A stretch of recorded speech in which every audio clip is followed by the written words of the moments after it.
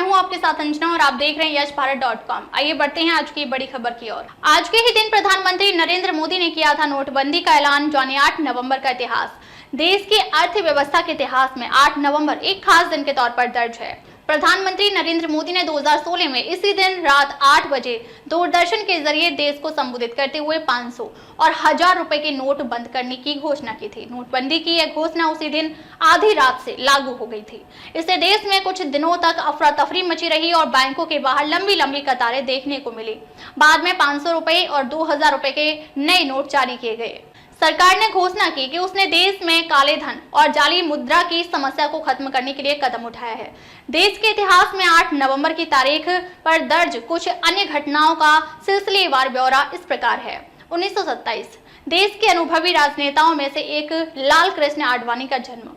सिंध प्रांत यानी पाकिस्तान के कराची शहर में एक सिंधी हिंदू परिवार में जन्मे लाल कृष्ण आडवाणी अटल बिहारी वाजपेयी सरकार में देश के गृह मंत्री और उप प्रधानमंत्री थे।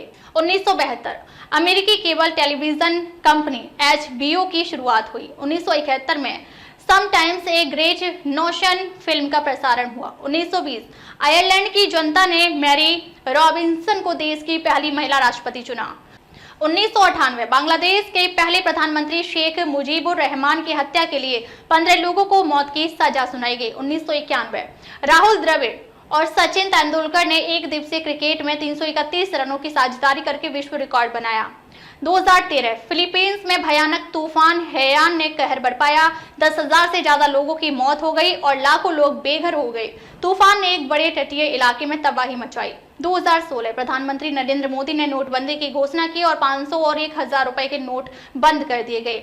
बाद में 500 और 2000 रुपए के नए नोट जारी किए गए। इसी क्रम में 200, 100, 50 और 10 रुपए के नए नोट भी जारी किए गए।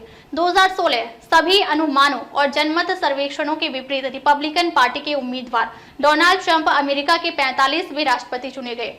सभी अनुमानों में उनके प्रतिद्वंदी डेमोक्रेटिक पार्टी की उम्मीदवार हिलरी क्लिंटन के जीतने की भविष्यवाणी की गई।